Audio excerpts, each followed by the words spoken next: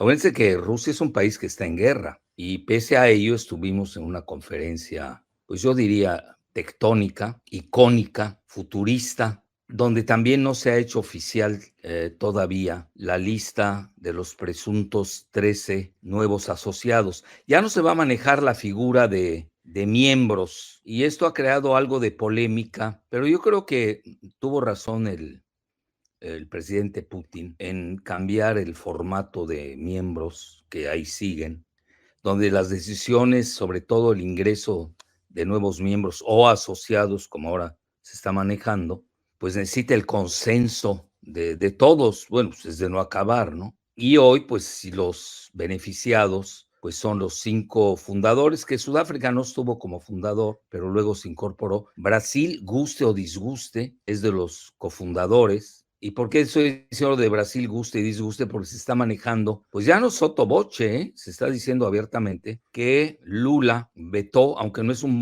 veto formal, es informal, pues vetó el ingreso de 2 candidaturas que curiosamente que son los máximos aliados hoy de Rusia en Latinoamérica, con Cuba, pero Cuba sí parece ser y va a ingresar como asociado, y porque Lula siempre ha tenido excelentes relaciones con Cuba, me consta, lo digo abiertamente porque no es nada vergonzoso, para mí no, para otros quizás sí. A mí el comandante Fidel Castro me presentó al entonces sindicalista Lula da Silva, que todavía, que empezaba apenas sus albores de líder de Brasil y luego presidente, luego encarcelado y luego que se reelige, etcétera. Sí ha tenido problemas Lula en su país, que yo no vi esos vetos en las otras regiones. Por ejemplo, entraron varios de la ASEAN, del bloque sudeste asiático. Ahorita iremos enumerando eso. Bueno, ya les dije ahí un recuento muy breve. Esa es la gran noticia. A mí me disgustó mucho. Hubieron 2 cosas que me disgustaron. Bueno, en el sentido metafórico, ¿no? Yo me siento muy bien y voy a dormir mejor que nunca. Me disgustaron porque, primero que nada, no vi a las 2 máximas potencias civilizatorias del continente americano.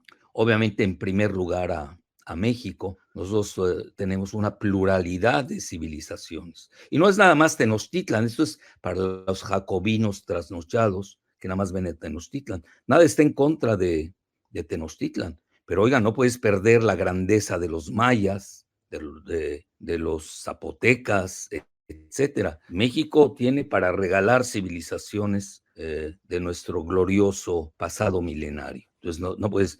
Oye, ¿y qué? Los que exponen que Tenochtitlan ya es el centro, el ombligo del mundo. Ok, ¿y qué? ¿Los mayas?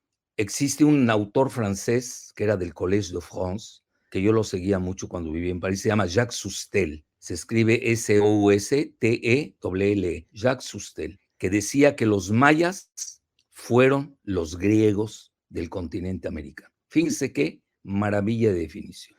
Y hay hoy los grupos jacobinos trasnochados que resultaron globalistas, no son soberanistas, son travestis de izquierda, pero no son soberanistas, ellos son globalistas. Y con datos duros lo puedo demostrar. Bueno, ¿a qué quiero llegar? De que, pues sí, es lamentable. Entiendo la geopolítica, digo, tampoco exageremos el tono, de que, pues México creo que sería el último país a ingresar a los BRICS por su jaula geopolítica. Es más, hasta en broma comenté de que quizás Estados Unidos ingrese antes que México a los BRICS. Bueno, con eso ya les dije todo. Eso es por un lado, y obviamente Perú. ¿Cómo no pones a Perú? Bueno, que Perú hay discusiones, ¿no? Con los incas, porque hay una civilización anterior a los, sí, pero es de Perú, a los incas, que son los carales. Curiosamente que desplazaron a los olmecas, vean, otra civilización que estaba pasando. Y yo aquí, cariñosamente le hago una observación al presidente López Obrador. Conste que dije presidente, escuchen bien, bueno, que no le diera el lugar que se merecen los olmecas. Nunca entendí esa parte. Entiendo que él sea tabasqueño y todo. Y acuérdense que la mamá de Andrés Manuel es veracruzana y el padre, pues era hasta funcionario de Pemex en Tabasco, etcétera. Bueno, aquí tenemos que saber también geobiografías.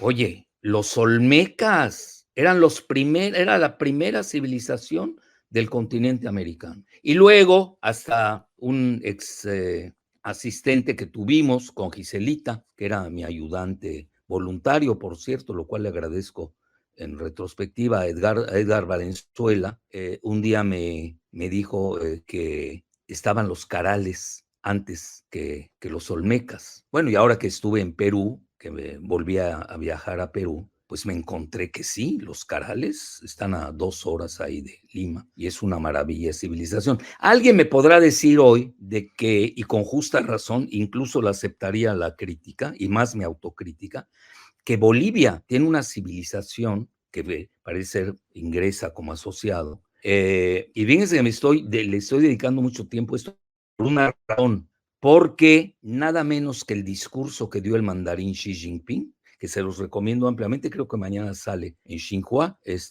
ahí me reconecté con mis amigos chinos de Xinhua y la agencia de noticias china, pues el gran discurso que dio es sobre el diálogo de las civilizaciones que colisiona con el choque de las civilizaciones de Samuel Huntington, que era del Partido Demócrata, eso tampoco hay que olvidarlo. Aquí debemos ser críticos, sea quien sea, ni modo. Entonces, y obviamente, pues Bolivia tiene una civilización, me acuerdo ahí la Puerta del Sol, por lo menos Bolivia nos salvó de la barbarie geopolítica que se está practicando hoy en Latinoamérica, lamentablemente. Que si ustedes ahí me presionan mucho, incluso se lo dije a Pepe Escobar, y él lo dijo, ahí hasta teníamos un testigo que va a usar mi metáfora, que ahorita les digo cuál es. Latinoamérica son los perdedores de la cumbre de los BRICS. Todo el mundo ganó, unos más, unos menos. Obviamente, nada menos que el presidente Putin fue el gran triunfador, brilló intensamente,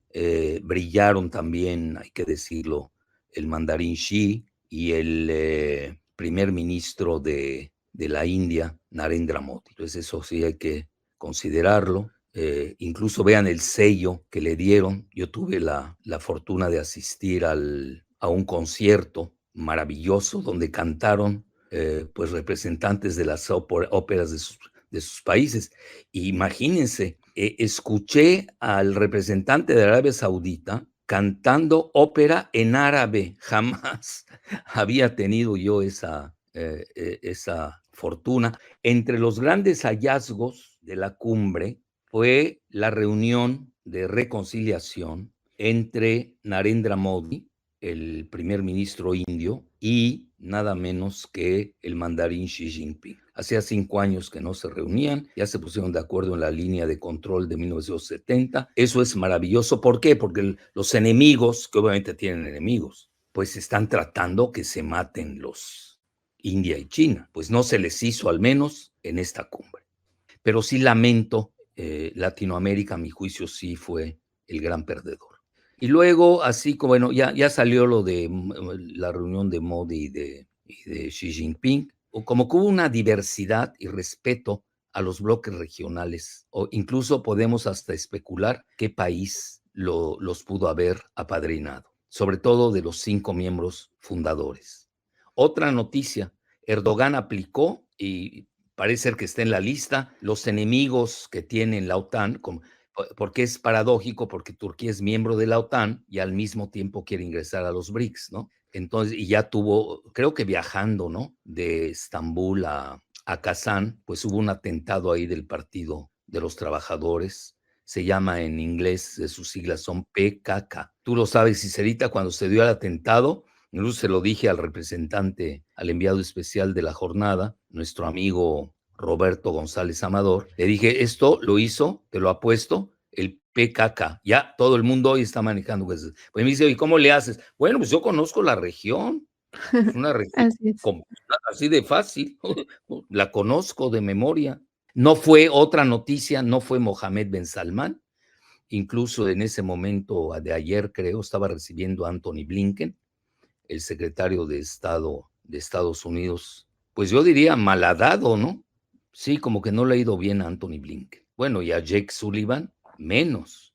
Mira, básicamente sí es el inicio de una nueva era, pero en el sentido más precavido. Yo vi muy estadista a Putin, sin precipitaciones, Si te das cuenta, prácticamente no se tocó el tema geofinanciero. Y aquí sí le echo porras a Lula, para que veas que uno tiene que ser dialéctico. El discurso más duro en materia geofinanciera que hizo él en videoconferencia fue el de Lula. Durísimo, porque ha de sentir el peso que tiene el G7 y sobre todo la doctrina Monroe en la Bolsa de Valores de Sao Paulo, sin duda. Y luego en segundo término incluso pondría yo a Xi, buscando la alternativa de un nuevo orden geofinanciero.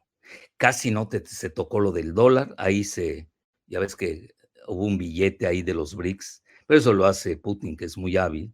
Yo creo que es el gran triunfador a todas luces. No se habló prácticamente de la desdolarización, a diferencia en Johannesburgo, ¿no? Y muchos me preguntaban, ¿y por qué razón? Porque no quieren una tercera guerra mundial nuclear, así de fácil. Entonces, hay dos temas que no se van a meter China y Rusia, porque saben que eso va a desembocar en la tercera guerra. Uno es el de la desdolarización, tienen que ir a pasos más suaves. Los chinos manejan que se va a dar en 6 años, los rusos, me refiero a los estrategas, manejan que será en 10 años. Es decir, ese tema de la desdolarización, yo creo que se diluyó mucho en esta conferencia. Quizás haya negociaciones tras bambalinas, no sé, lo ignoro. Y lo otro es el tema de Israel, ¿no? Mucho la televisión turca me preguntó mucho, sobre todo esta niña Yilmaz, ¿no? ¿Es Yilmaz o Yismir?